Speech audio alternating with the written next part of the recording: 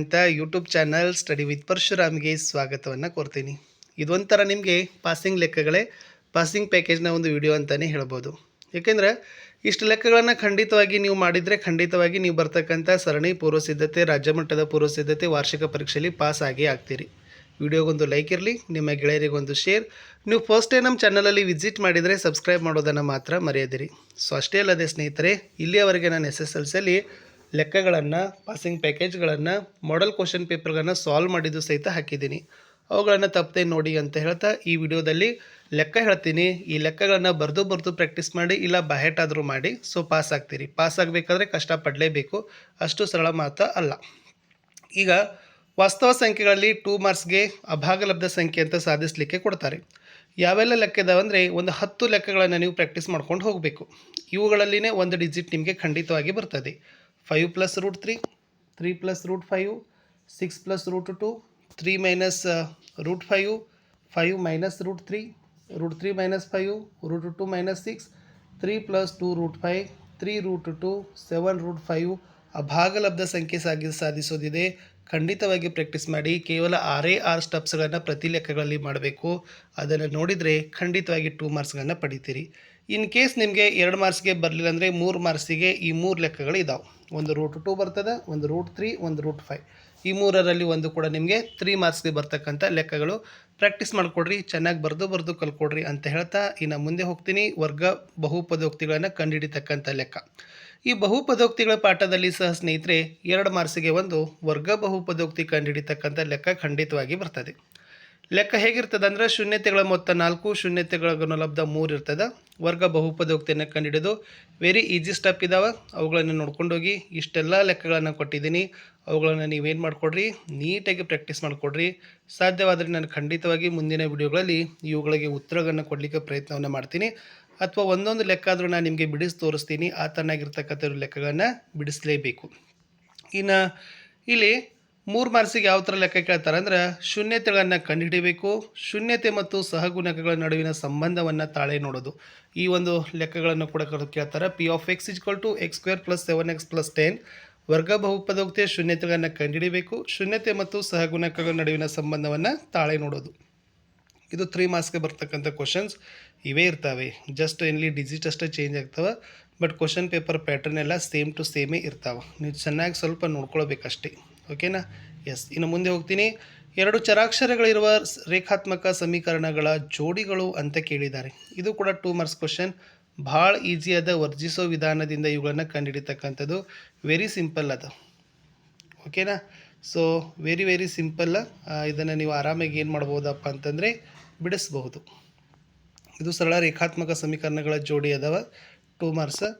X ಹೋಗ್ತದೆ, X 2X ಅದು 14ರಲ್ಲಿ 4 ಕೂಡಿಸಿದ್ರೆ 18, 18 / 2 ಅಂದರೆ 9. ಎಕ್ಸದ ಬೆಲೆ 9 ಹಾಕಿ ಕಂಡುಹಿಡಿದು ಆವಾಗ ವೈದ್ ಏನಾಗ್ತದಪ್ಪ ಅಂದ್ರೆ ಬರ್ತದೆ. ಇಟ್ಸ್ ಈಸಿಯಾಗಿರ್ತಕ್ಕಂಥ ಲೆಕ್ಕದ. ಆಲ್ರೆಡಿ ನಾನು ಈ ವಿಡಿಯೋಗಳನ್ನು ಸಹಿತ ಹಾಕಿದ್ದೆ. ವರ್ಜಿಸೋ ವಿಧಾನದಿಂದ ಬಿಡಿಸ್ತಕ್ಕಂಥದ್ದು 2 ಮಾರ್ಕ್ಸ್ಗೆ ವೆರಿ ಈಸಿಯಾಗಿರ್ತಕ್ಕಂಥ ಕ್ವಶನ್. ಓಕೆನಾ? ಸೊ ಇವೆಲ್ಲ ಬಿಡಿಸ್ಕೊಡ್ರಿ. 2 ಮಾರ್ಕ್ಸ್ ನೀವು ಆರಾಮಾಗಿ ಏನು ಮಾಡ್ತೀರಿ, ವರ್ಜಿಸೋ ವಿಧಾನದಿಂದ ಅಂಕಗಳನ್ನು ಗಳಿಸ್ತೀರಿ. ಇನ್ನು 4 ಮಾರ್ಕ್ಸ್ಗೆ ಈ ಪಾಠದಲ್ಲಿ ನಿಮಗೆ ಗ್ರಾಫ್ಗಳು ಬರ್ತಾವೆ. ಸೊ ನಕ್ಷೆಗಳನ್ನು ಬರ್ತಾವೆ. ಸೊ ಗ್ರಾಫ್ ಕ್ವಶನ್ಸ್ಗಳು ಕೂಡ ಇವೇ ಇರ್ತಾವೆ. 2x + y = 8, x + y = 5, 2x + y = 6, x + y = 4, 2x + y = 12, x + y = 7. So ಖಂಡಿತವಾಗಿ ಗ್ರಾಫ್ ಕ್ವಶನ್ಗಳನ್ನು ಬಿಡಿಸ್ಕೊಡ್ರಿ. ಇವುಗಳು ಕೂಡ ನಿಮ್ಮ ಎಕ್ಸಾಮ್ಗೆ ಮೋಸ್ಟ್ ಇಂಪಾರ್ಟೆಂಟ್ ಆಗಿರ್ತಕ್ಕಂಥ ಪ್ರಶ್ನೆಗಳನ್ನು ತಂದು ಕೊಡ್ತಾವೆ. ಹೇಳಿರ್ತಕ್ಕಂಥ ಎಲ್ಲ ಕ್ವಶನ್ಸ್ಗಳು ಬರ್ತಾವೆ. ಸ್ವಲ್ಪ ಡಿಜಿಟ್ ಚೇಂಜ್ ಆಗ್ಬೋದು, ಬಟ್ ಸೇಮ್ ಬರ್ಬೋದು. ಇನ್ನು ಸಮೀಕರಣದ ಮೂಲಗಳನ್ನು ಕಂಡುಹಿಡಿಯೋದು ಅಪವರ್ತನ ವಿಧಾನ. ಇದು ಕಲ್ಕೊಡ್ರಿ. ಏನು ಕೇಳಿದ್ದಾರೆ? x² + 5x + 6 = 0 ಅಪವರ್ತನ ವಿಧಾನದಿಂದ ಸಮೀಕರಣದ ಮೂಲಗಳನ್ನು ಕಂಡುಹಿಡಿಯುವ ಲೆಕ್ಕಗಳು. ಸೊ ಇವು ನಿಮಗೆ ಡೆಫಿನೆಟ್ ಆಗಿ ಗ್ಯಾರಂಟಿಯಾಗಿ ಬರ್ತಕ್ಕಂಥ ಕ್ವಶನ್ಸ್ಗಳು. ಒಂದು ಪ್ಯಾಟರ್ನನ್ನು ನೋಡ್ಕೊಡ್ರಿ. ಸೇಮ್ ಪ್ಯಾಟರ್ನಲ್ಲಿ ನೀವು ಲೆಕ್ಕಗಳನ್ನು ಏನು ಮಾಡ್ತೀರಪ್ಪ ಅಂದರೆ ನೋಡ್ತೀರಿ. ಓಕೆನಾ? ಎಸ್. ವೆರಿ ಇಂಪಾರ್ಟೆಂಟ್ ಆಗಿರ್ತಕ್ಕಂಥ ಟಾಪಿಕ್ ಇತ್ತು. ಸೊ ಇಲ್ಲಿನೂ ಕೂಡ ನೀವೇನು ಮಾಡ್ತೀರಿ, ಈ ಕೇನ ಬೆಲೆಗಳನ್ನು ಕಂಡುಹಿಡಿಯೋದಿದೆ ನೋಡಿ. ಈ ಥರದ ಲೆಕ್ಕಗಳು ಸಹಿತ ನಿಮ್ಮ ಪರೀಕ್ಷೆಗಳಲ್ಲಿ ಬರ್ತವೆ. ಓಕೆನಾ? ಕೇನ ಬೆಲೆ, ಪಿನ ಬೆಲೆಗಳನ್ನು ಕಂಡುಹಿಡಿಯೋದು. ಓಕೆ. ಸೊ ಇದನ್ನು ಕೂಡ ಕಲ್ಕೊಡ್ರಿ. ಇದು ಕೂಡ ಇಂಪಾರ್ಟೆಂಟ್ ಅದ. ಇನ್ನು ಸಮಾಂತರ ಶ್ರೇಣಿಗಳಿಗೆ ಬಂದರೆ ವೆರಿ ಇಂಪಾರ್ಟೆಂಟ್ ಅದ. nth ಟರ್ಮ್ಗಳನ್ನು ಕಂಡುಹಿಡಿತಕ್ಕಂಥದ್ದು. ಓಕೆನಾ? 20ನೇ ಪದಗಳನ್ನು ಕಂಡುಹಿಡಿಯೋದು. ಸೊ ಪದ ಕಂಡುಹಿಡಿತಕ್ಕಂಥ ಸೂತ್ರ ಬೇರೆ, ಪದಗಳ ಮೊತ್ತ ಕಂಡುಹಿಡಿತಕ್ಕಂಥ ಸೂತ್ರ ಬೇರೆ. ಕನ್ಫ್ಯೂಸ್ ಒಟ್ಟು ಮಾಡ್ಕೊಳ್ಳಿಕ್ಕೆ ಹೋಗಬೇಡಿ. ಓಕೆನಾ. ಯಾವತ್ತು ಶ್ರೇಣಿಯ ಮೊದಲ ಪದ ಎ ಆಗಿರ್ತದೆ, ಎರಡನೇ ಪದವನ್ನು ಮೊದಲನೇ ಪದದಲ್ಲಿ ಕಳೆದಾಗ ಡಿಫ್ರೆನ್ಸ್ ಬರ್ತದೆ, ಡಿ ಬರ್ತದೆ. ಓಕೆ, ಇದು ಆರಾಮಾಗಿ ನೀವೇನು ಮಾಡ್ಬೋದು, ಕಂಡುಹಿಡಿಬೋದು. 2a + n - 1 × d ಅಂತಕ್ಕಂಥ ಸೂತ್ರ ಹಾಕಿದ್ದನ್ನು ಬಿಡಿಸ್ತಾರೆ. ಓಕೆನಾ. ಸೊ ಅದನ್ನು ಕೂಡ ನೋಡ್ಕೊಡ್ರಿ. ಪದಗಳನ್ನು ಕಂಡುಹಿಡಿತಕ್ಕಂಥದ್ದು ಫಿಕ್ಸ್ ಕ್ವಶನ್. ಇವು ಬಂದರೆ ನಿಮಗೆ ಖಂಡಿತವಾಗಿ 2 ಮಾರ್ಕ್ಸ್ ಬರ್ತಾವೆ. 2 ಮಾರ್ಕ್ಸ್ ಅಂದರೆ ಅದೇನು ಭಾಳ ದೊಡ್ಡದಲ್ಲ, ಒಂದೊಂದು ಮಾರ್ಕ್ಸಲ್ಲೇ ನೀವು ಫೇಲ್ ಆಗ್ತೀರಿ. ಬಟ್ ಇದನ್ನು ಕಂಡುಹಿಡಿತಕ್ಕಂಥದ್ದು ಕೂಡ ವಿಶೇಷ ಐತಿ. ಲೆಕ್ಕಗಳನ್ನು ಮಾಡಿಕೊಡ್ರಿ. ಶ್ರೇಣಿಯಲ್ಲಿ ಎನ್ನನೇ ಪದಗಳನ್ನು ಕಂಡುಹಿಡಿತಕ್ಕಂಥದ್ದು. ಇನ್ನು n ಪದಗಳ ಮೊತ್ತ ಅಂತಲೂ ಕೂಡ ಕೇಳ್ತಾರೆ. ಓಕೆ, ಎಂಥ ಟರ್ಮ್ n/2 ಅಂತಕ್ಕಂಥದ್ದು ಇದೆ ನೋಡಿ, ಆ ಒಂದು ಸೂತ್ರಗಳನ್ನು ಹಾಕಿ ಲೆಕ್ಕಗಳನ್ನ ಬಿಡಿಸ್ತಕ್ಕಂಥದ್ದು. ಅದು ಬರಲಿಲ್ಲ ಅಂದರೆ ಇದು ಬರ್ತಕ್ಕಂಥದ್ದಿದೆ.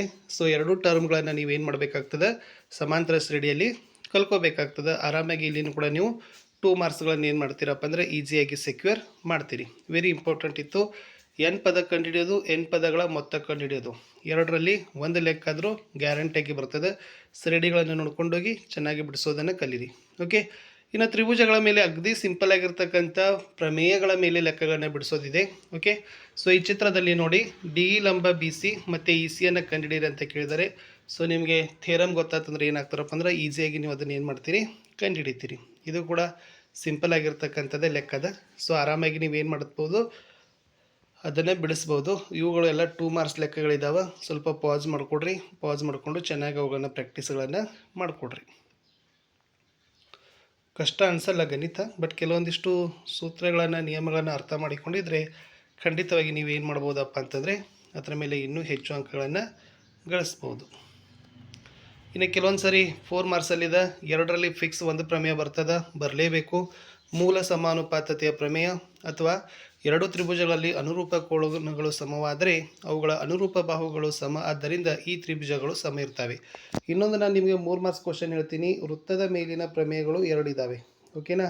ಬಾಹ್ಯ ಬಿಂದುವಿನಲ್ಲಿ ಎಳೆದ ವೃತ್ತಕ ಅಂತಕ್ಕಂಥದ್ದು ಒಂದು ಇದೆಯಲ್ಲ, ಸೊ ಅದು ನಿಮಗೆ ಖಂಡಿತವಾಗಿ ವೃತ್ತದ ಮೇಲೆ ಬರ್ತಕ್ಕಂಥ ಪ್ರಮೇಯ. ಆ ಎರಡು ಪ್ರಮೇಯ, ಈ ಎರಡು ಪ್ರಮೇಯಗಳನ್ನು ಕಲಿತ್ರೆ ಖಂಡಿತವಾಗಿ ಇಲ್ಲೇನೆ ನೀವು 7 ಮಾರ್ಕ್ಸ್ ತೊಗೊಳ್ತೀರಿ. ಸೊ ಇನ್ನೊಂದು ಸರಿ ಹೇಳ್ತೀನಿ, ಇಲ್ಲಿ ಮೂಲ ಸಮಾನುಪಾತತೆಯ ಪ್ರಮೇಯವನ್ನು ಥೇಲ್ಸನ್ನ ಪ್ರಮೇಯ ಅಂತಾರೆ, ಅದನ್ನು ಕಲ್ಕೊಡ್ರಿ. ಆಮೇಲೆ ಎರಡು ತ್ರಿಭುಜಗಳ ಅನುರೂಪ ಕೋನಗಳು, ವೃತ್ತದ ಮೇಲಿನ ಎರಡು ಪ್ರಮೇಯಗಳು. ಓಕೆನಾ. ಇಷ್ಟು ಕಲ್ಕೊಂಡ್ರೆ ನೀವು ಇಲ್ಲೇನೆ 7 ಮಾರ್ಕ್ಸ್ಗಳನ್ನು ಪಡಿತೀರಿ.